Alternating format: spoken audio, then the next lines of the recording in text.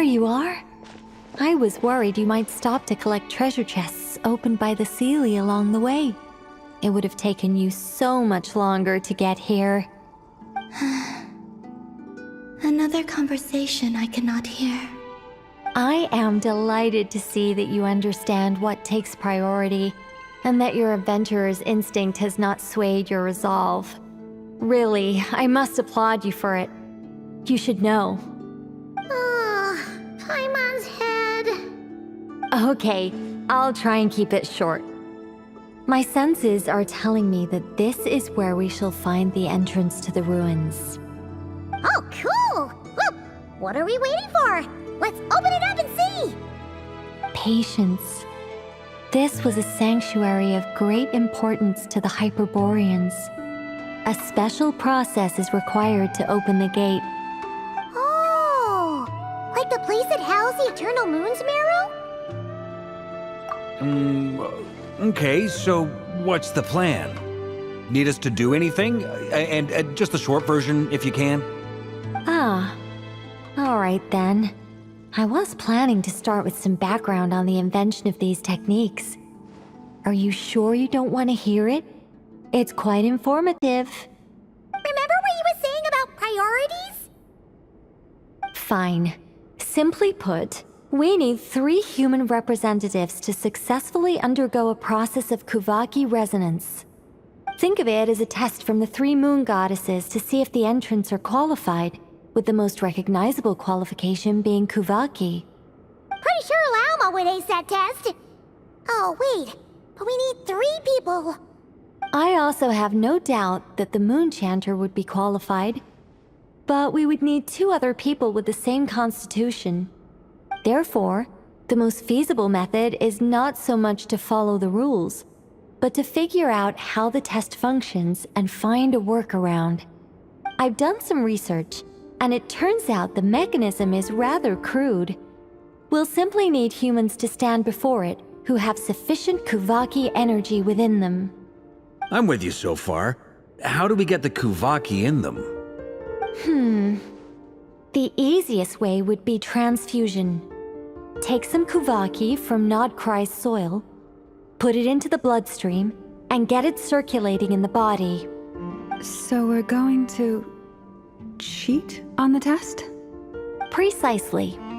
There are other methods, but this is the simplest one. Cheating the system is much easier than trying to hide from it. Sorry? Does the idea of cheating upset you, Miss Lauma? No, that's not it. I suddenly had an idea. Oh, what is it? It's about Moon Prayer Night. I figured out a way for Kutar to join in the festivities. But as Paimon said, we need to have our priorities straight. Let's get back to the test. I'll follow up with Nefer on the festival arrangements. Oh, okay. Anyway, is this really the best method we have? A Kuvaki transfusion sounds dangerous, no matter how you slice it. If you think that's dangerous, wait till you hear the other methods. I'd be more than happy to go through them if you'd like. There are several. No need, we're good. Let's go with this one. Very well. Kuvaki transfusion it is. Now, I should mention that the risks can be greater or lower depending on individual compatibility. It would be rash to simply infuse the Kuvaki and hope for the best. If the body rejects it, the reaction can be quite severe. The symptoms are similar to another condition that some people living here suffer from, known as congenital Kuvaki sensitivity. So, before we execute our plan, I will perform a simple test of my own to see who is compatible and who is not. Once that is done, we will have to complete the resonance process as rapidly as possible. The participants must remain stationary while the Kuvaki circulates and bonds with them, and they mustn't eat or drink anything. What? No eating or drinking? That's some hardcore fasting. They'll all be monks by the time they're through. 3 days. Oh, that's so long! And we still need to find 2 more people who are not just compatible, but also willing to volunteer. Fasting? What are they talking about? Really? Don't you want to think this through? Haha, count me in too. 3 days without food? I can handle that. Miss Nicole has made it clear that this is the easiest way. The way I see it, there's nothing else to discuss. It's time to step up. Yeah, you're right. In that case, Paimon volunteers to be Captain of Logistics. She'll keep the fires lit and grab some spare clothes to keep you comfortable. Then we'll start with you first, Traveler. Please step forward.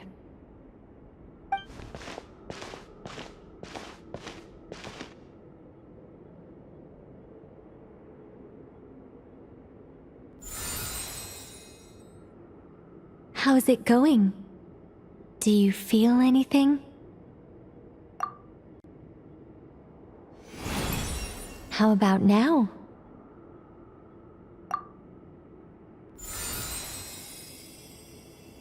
And now?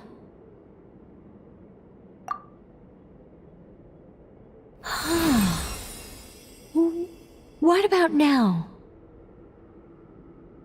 You guys, it's not a competition, you know. All right, I'm officially impressed. Even as a descender, you can withstand far more than I imagined. It's like I summoned a giant stone titan to arm wrestle you, and your arm hasn't even moved an inch.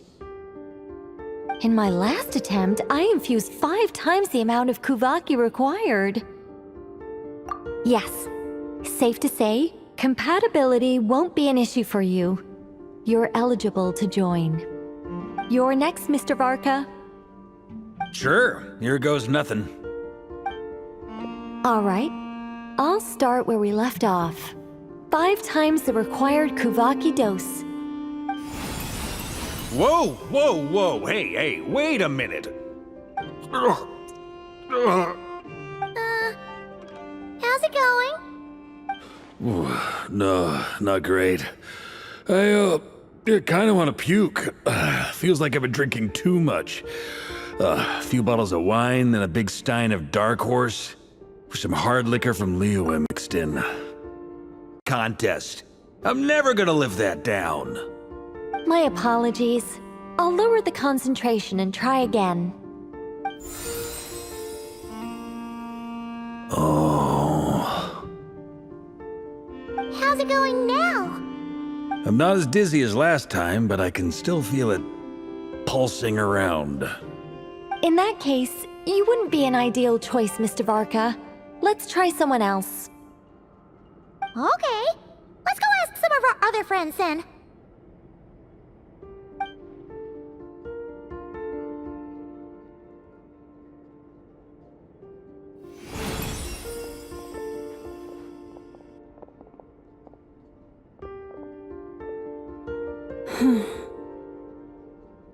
No surprises here, Miss Moonchanter. You're perfectly compatible. You may join.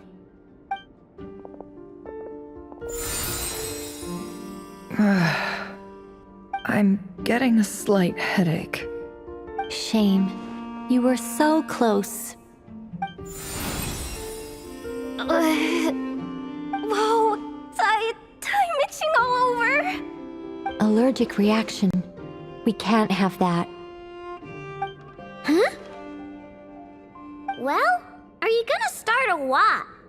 The Hexen Circle is an organization that cares for and protects children. We will not have them do dangerous things. Not even tests.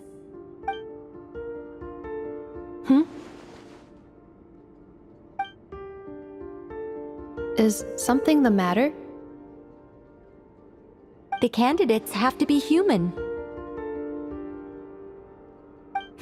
I guess that rules me out too. Huh. Everyone except the Moonchanter got beaten. Guess I don't need to feel so bad after all. I mean, looks like this isn't gonna be as easy as we thought. Perhaps I could ask for volunteers among the Frost Moon Scions. I'll see about talking to some trusted Lightkeeper colleagues. Itlua springs to mind. In fact, I think we had some former Frostmoon Scions join our ranks recently. Can you give me the scientific explanation for how the test works? I can probably make some kind of test bot. Then we can just zip through Nasha Town, going up to people and pressing a button to check their status. Wouldn't that be way easier? No. Wow! No elaboration for once. How about I contact the Knights of Favonia's garrison in the Wave Chaser plane? Shame that Lohan's already left. And that guy's even tougher than I am. Strange. The moon goddess is clearly revered by many people. So why is she on the brink of disappearing? She mentioned that the world has rejected her from the very beginning. And when we fought the Reikir of Solnari, it seemed like she exhausted her power for our sake. Also, Paimon's not sure revered is the right word for how people feel about her. Gratitude, certainly. For my part, anyway. It's basic reciprocity. She helped us, so she deserves our help in return. Yeah. Even though she looked like she didn't care, she still saved a ton of people, including me. A review of the relevant data leads me to conclude that Miss Columbina is a good person. Yep, you bet! They really think so? I'm super surprised that Columbina isn't her actual name, though. I think it really suits her. It's light and graceful and... yeah, just a really pretty name. I know, right? Unfortunately, that's not our decision to make. Columbina. That was the code name the Fatui gave me. But it also came up in the song I heard when I was born. But... is that really all there is to it? What do I truly think of my own name? Is there anyone left who will still call me by that name?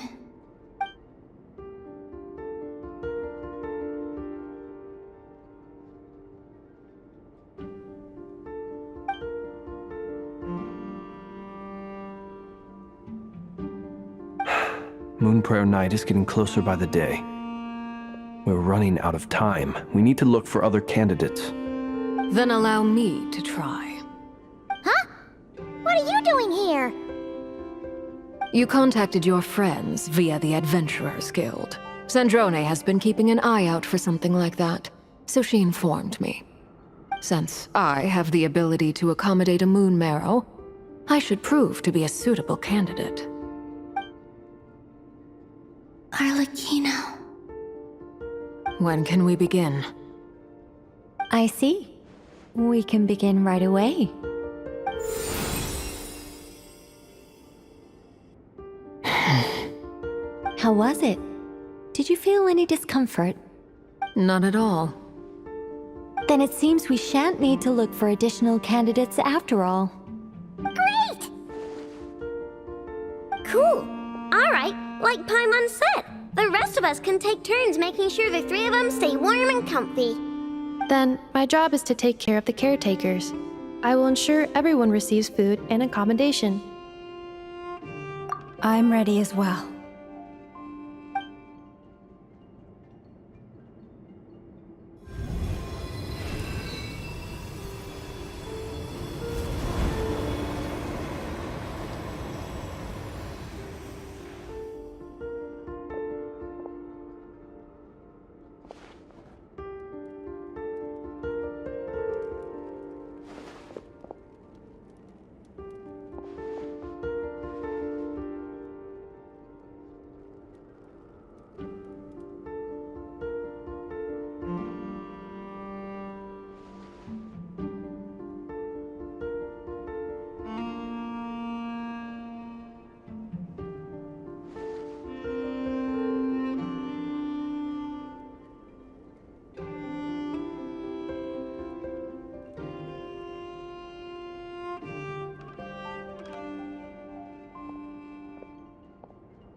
The work is done.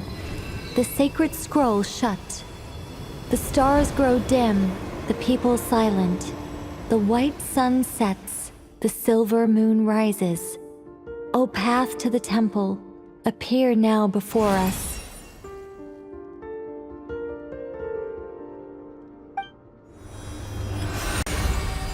Wow! It really opened! So that's what all this is about.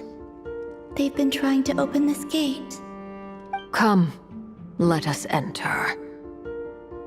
It might be best to eat something first. Take care to chew properly and swallow slowly. It will give your body time to readjust to the digestion process. They will head in soon. They will need to enter this gate.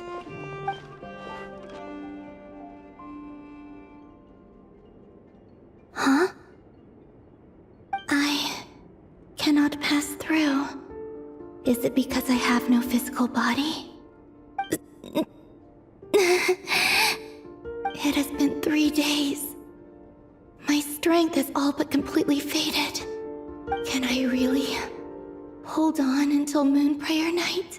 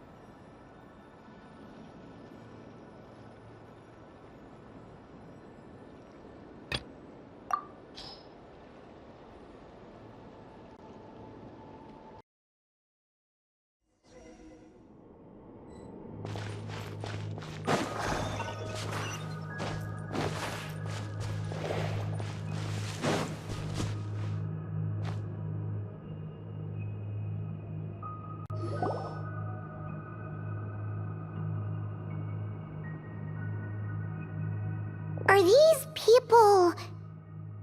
Judging by their clothes, they appear to be phantom Hyperboreans from the distant past. That could mean they have some clues about the moon goddess's name, right?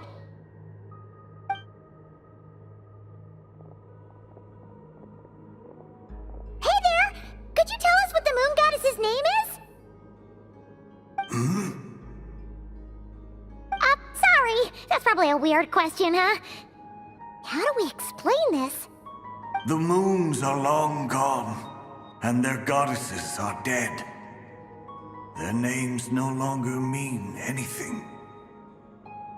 When a new moon goddess is born, we will surely know her name. We have used every last resource at our disposal. All that remains is to wait, patiently and quietly.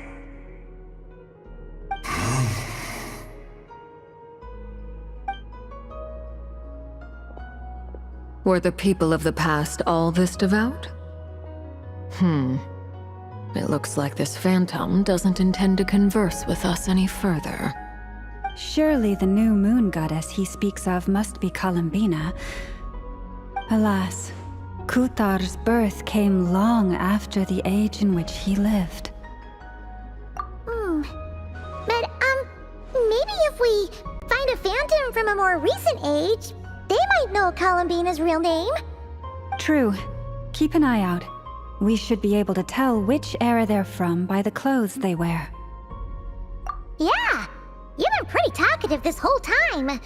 What changed? Oh, nothing. I'm fine. You all make good points. When the Hyperboreans speak of moon goddesses, they mean the three from truly ancient times. I can't imagine they would know anything about our current moon goddess. There once was a time when the moon goddesses blessed them greatly and protected them from harm. So, when the war between the gods and dragons plunged the world into chaos, it seems they looked once more to the moons for help, praying for a new goddess to be born. Yeah, that checks out. Let's continue on. Who knows what else we may discover?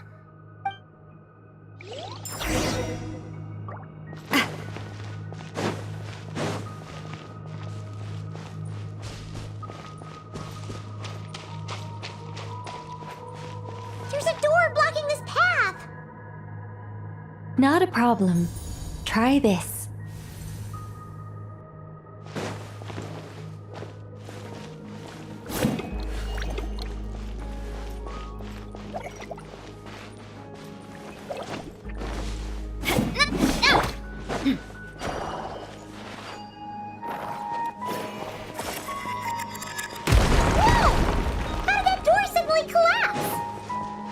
This device was maintaining the door's integrity. Remove the core, and the device stops working.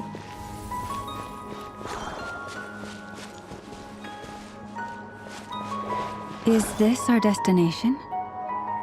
Impressive. More precisely, this is a device that will help us reach our destination. Let's go. We still have a long distance to cover.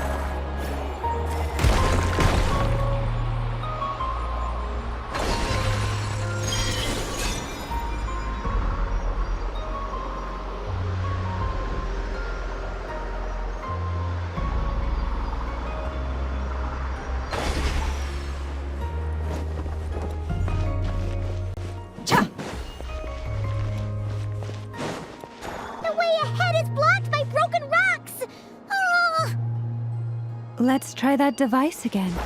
Remember the door from earlier? So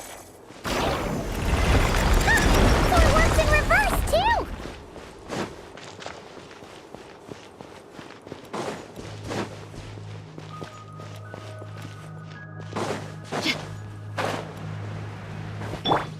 Try and stop me! The humans we see are all phantoms, but the monsters are real. What a fascinating place. There'll be plenty of time to admire it later.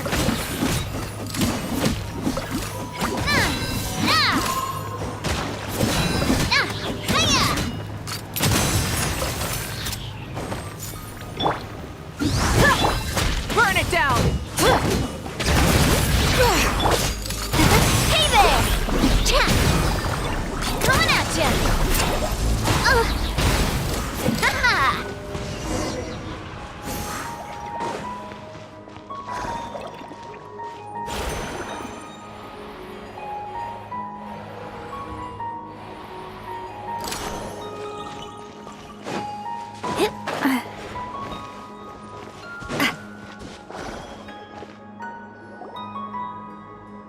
Ooh, there's a whole bunch of artwork in here.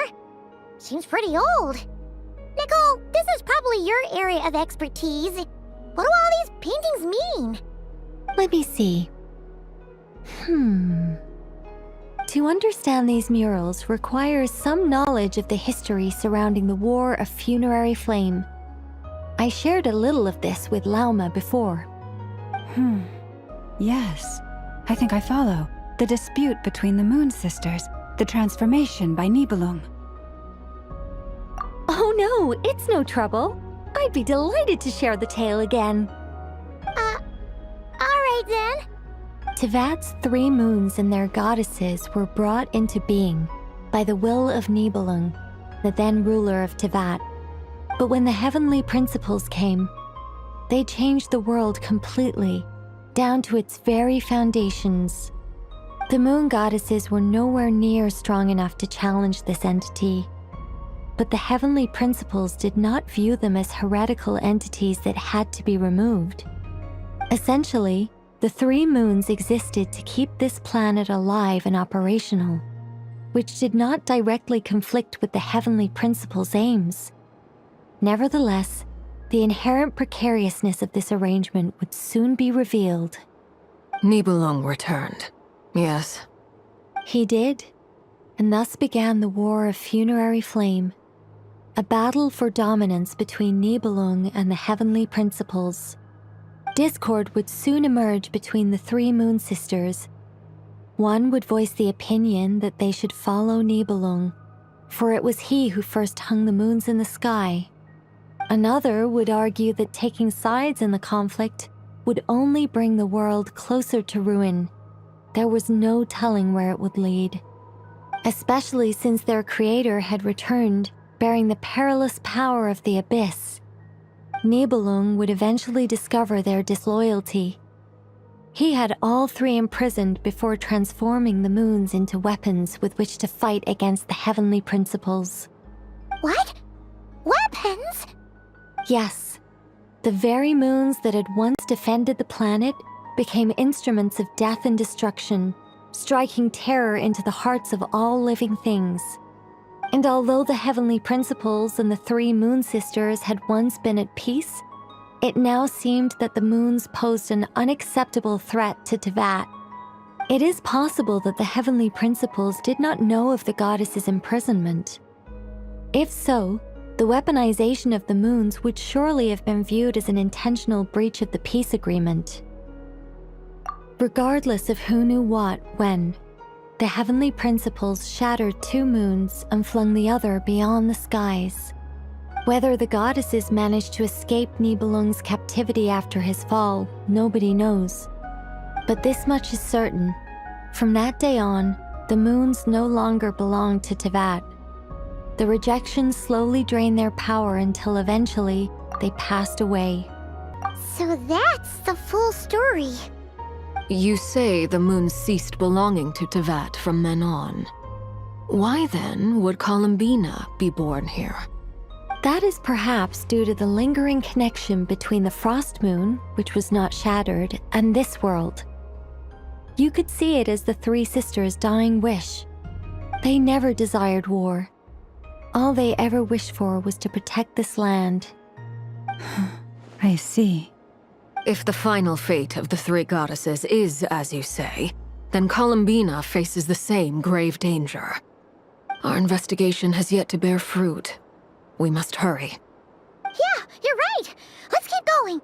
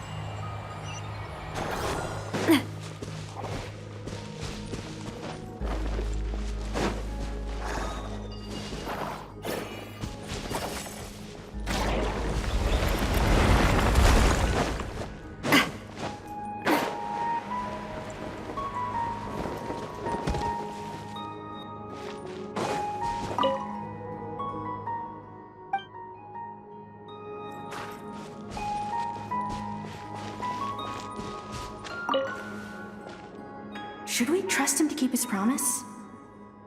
We have to. There's nothing else we can do.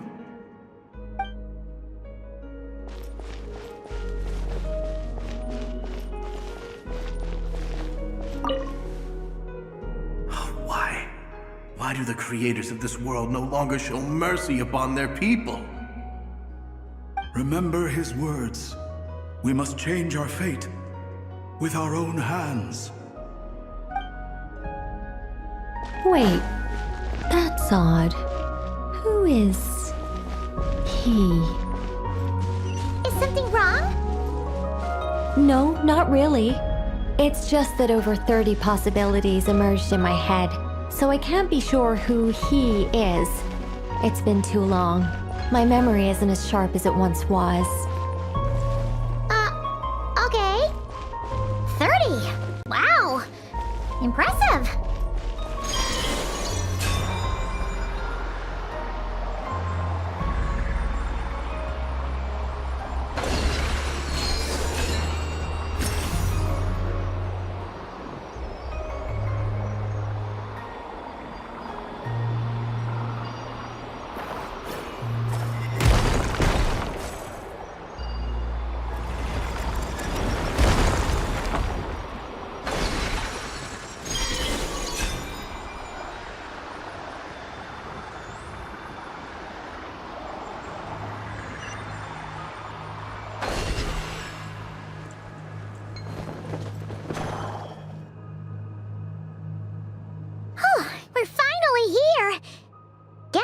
we'll need to activate this thing? Indeed. I was a little worried about that at first, but as we got closer, I sensed that the Kuvaki within it flows unimpeded. It should be functioning normally. The only issue is how to activate it. It's looking a little worse for wear. What about the cores from some of the other devices we've seen? Can we repair it using those? In all likelihood, yes. I imagine that would have been the Hyperborean's backup plan. Let's look for some cores.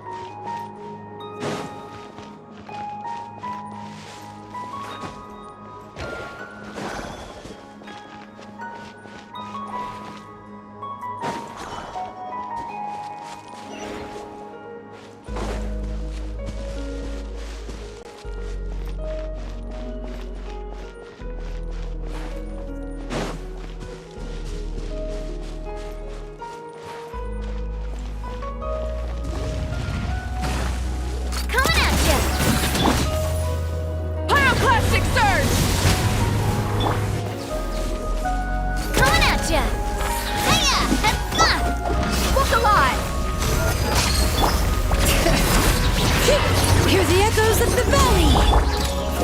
Coming at ya!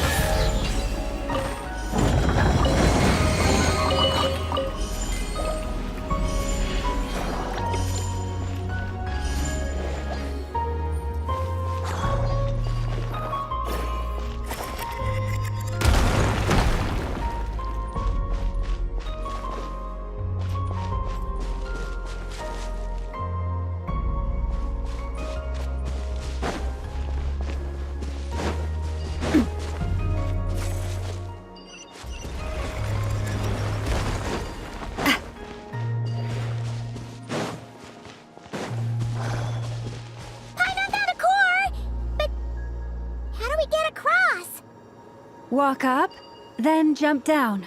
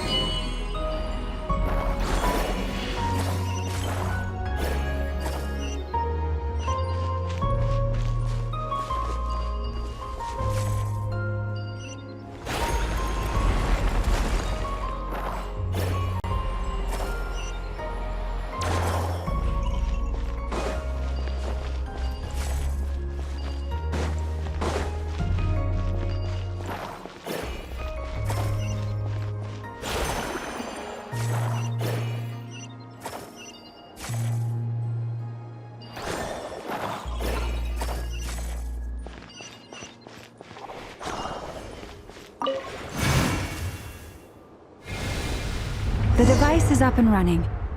It's hard to believe that the ancients were capable of constructing such things. Paimon sees our destination! It's right up ahead! Yes, let's go.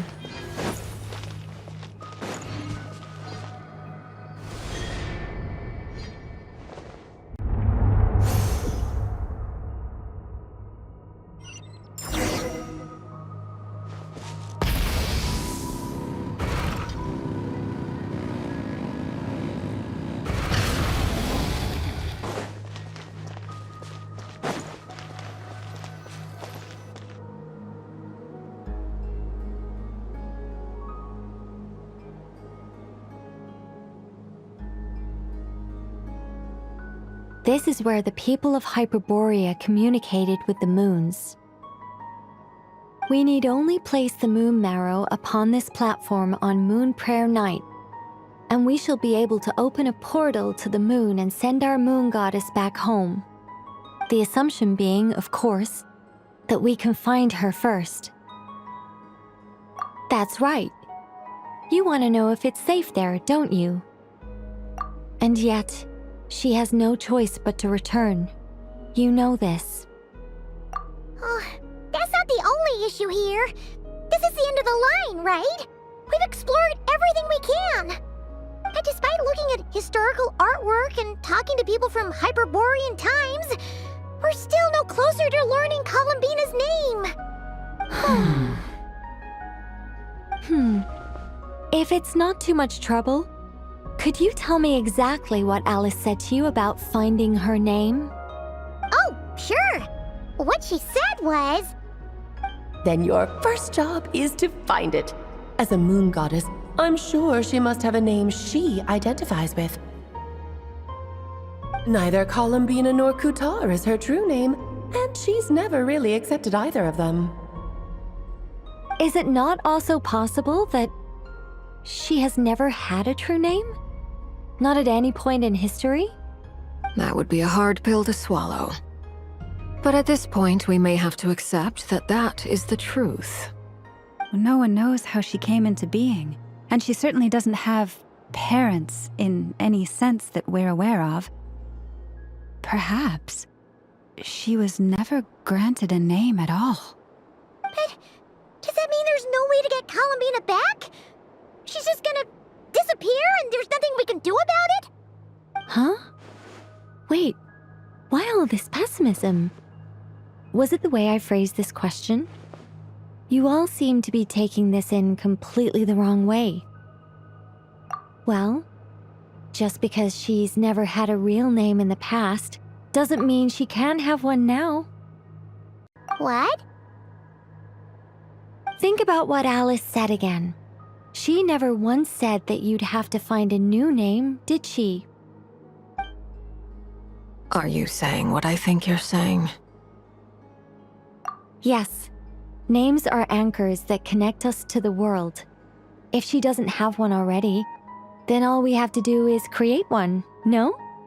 It's like... yes.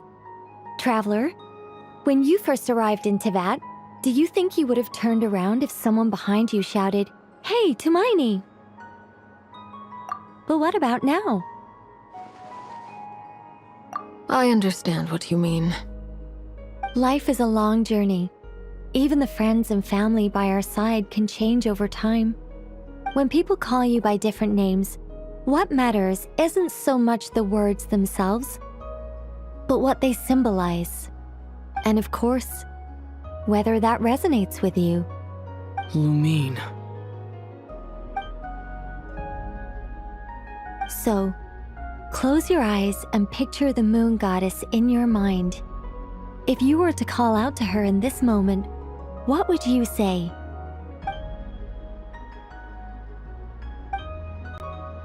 Columbina. Columbina.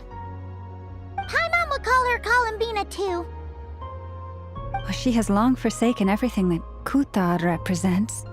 I think from now on I should call her Columbina too. Well, it sounds to me like you found your answer. Are you sure? Is it really that simple? We haven't found this whole time, and not for lack of trying. For a journey like this, the process is every bit as important as the outcome.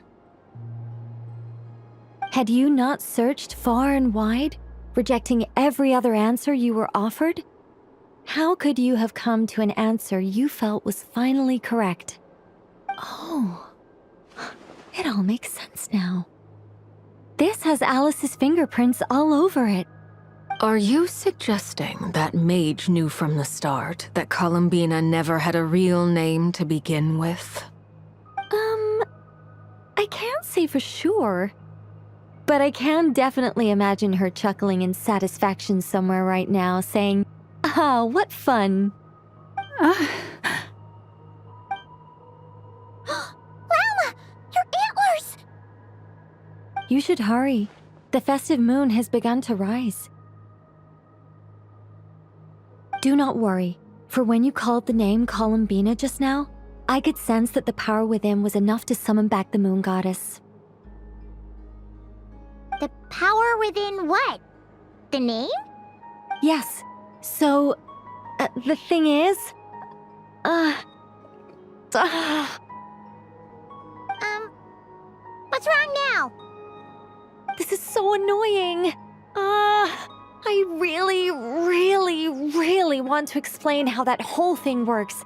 Starting from the founding principles of Teyvat and... Oh, I could talk about this for hours. But... Deep breaths, Nicole. Deep breaths.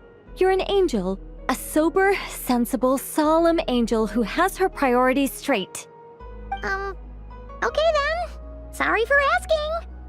Clearly a bad call on Paimon's part. Anyway, you all need to hurry.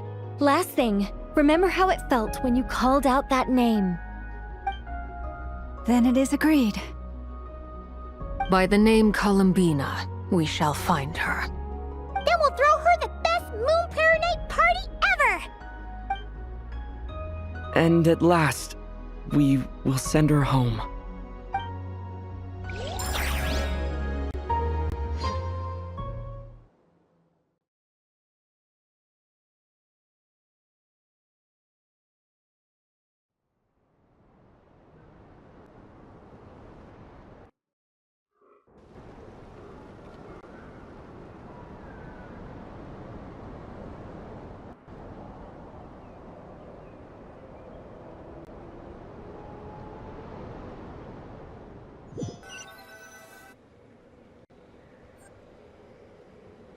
I can barely move anymore. My consciousness is fading away. Have they come back out? I'd love to see them one more time.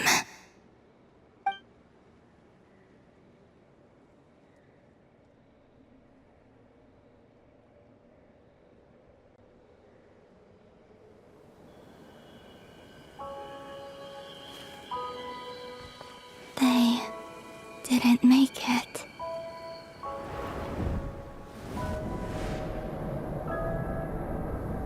Could you tell me your name? My name is... Columbina!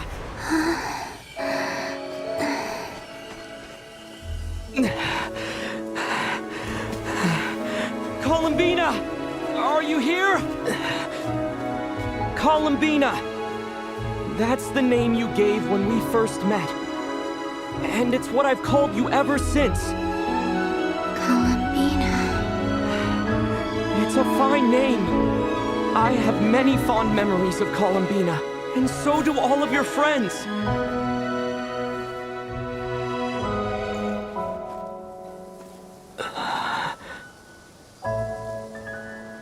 If you like this name...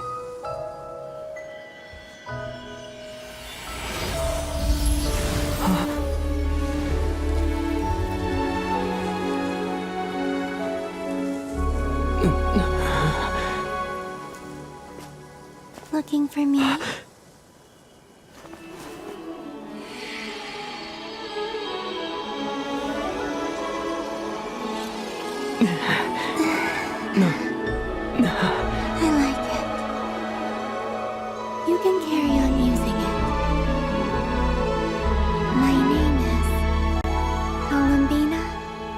Hyposelenia.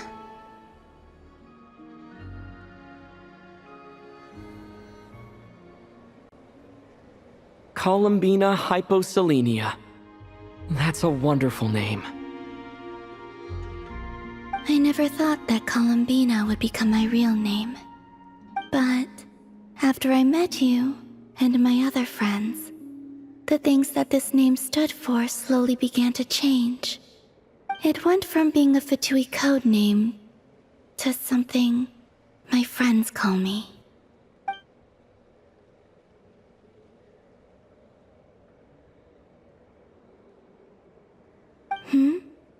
What is it? Why aren't you saying anything? I'm just so happy for you. Thank you. So, where's everyone else? We can go and meet them very soon. Everyone went to different places to try calling your name. Great. I'd like to thank them as well. Everyone's done so much for me. Searching for my name, entering those ancient ruins. Huh? Wait, so you were... Yes, I was there. Not physically, but my consciousness was still holding on. I followed you the whole way. Starting from when? You turned around and called out my name while you were in Nasha Town. Do you remember?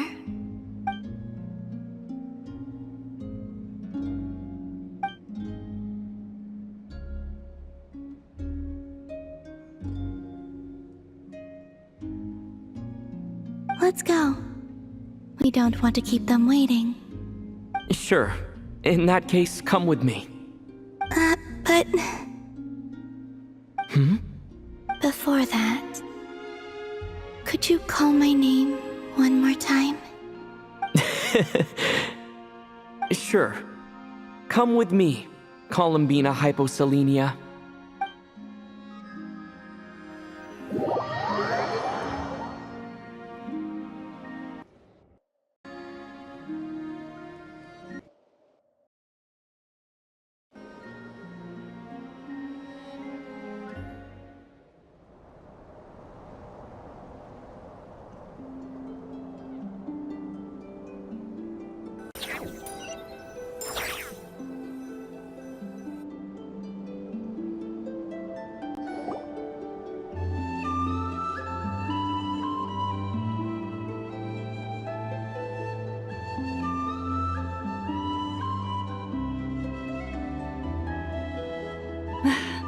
Columbina!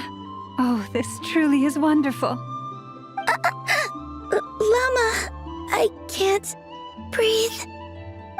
Ha ha! Just in time for Moon Prayer Night! It's good to have you back, Miss Columbina. Yeah, we were worried sick. Thank you, my friends. With your help, I now have a name that belongs to me. Columbina Hyposelenia. Where's the second half from? You added it yourself? That's right. It means... Born beneath the moon. Yes. And by extension, it can also mean born beneath this world. A fine name. Now, as much as it pains me to interrupt this beautiful reunion, I feel obliged to remind you that the Moon Prayer Night celebrations in Nasha Town have already begun. Don't you want to enjoy the festivities? There's so much to see and do. And some of the ambient lighting and entertainments were sponsored by the kind souls in the Hexen Circle. Nicole? Why have you turned into Dodoko? So you're Miss Nicole. Thank you for helping us, and for helping me find my name. It's nice to finally hear your voice. You're quite welcome. Guiding lost people to hidden treasure is what we Seelie do. And if you ask me, spiritual treasures are far more precious than material ones. Chests are all well and good, but this was what it's all about. Ah, so satisfying. Anyway, I had to go help Alice. It seems like she ran into some trouble. That's why I couldn't be here in person. But don't worry, We're with you in spirit. We'll be celebrating right along with you. Keep an eye out for the Hexen Circle's festive stalls in Nasha Town. I think you'll like what we came up with. Alice said she even managed to rope B in this time. The Frost Moon Scions have also prepared various attractions. I believe Aino and Effa and their crew are setting things up as we speak. On that note, Nefer, about that request I made. It's all in hand. Yehoda is on site to ensure that everything goes off without a hitch. Wonderful. In that case, Traveler?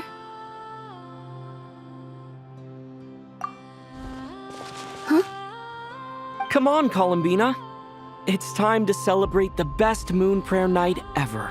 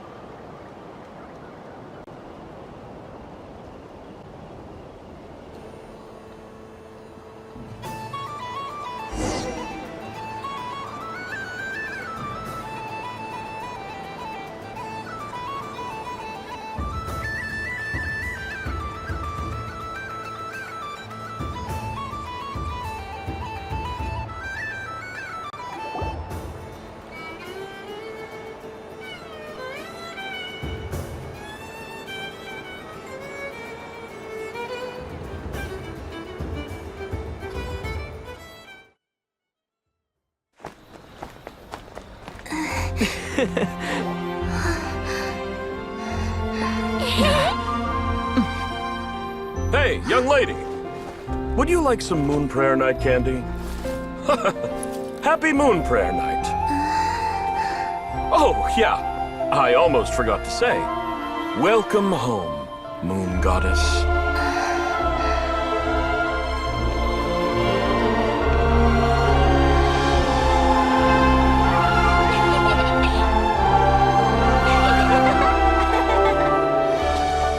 Welcome home, Moon Goddess.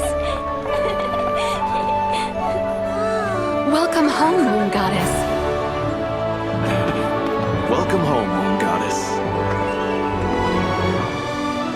Turning Nasha Town into her home is a festive gift. A rather brilliant idea. Perhaps this is what Nodcry, Columbina's home, should have been like all along.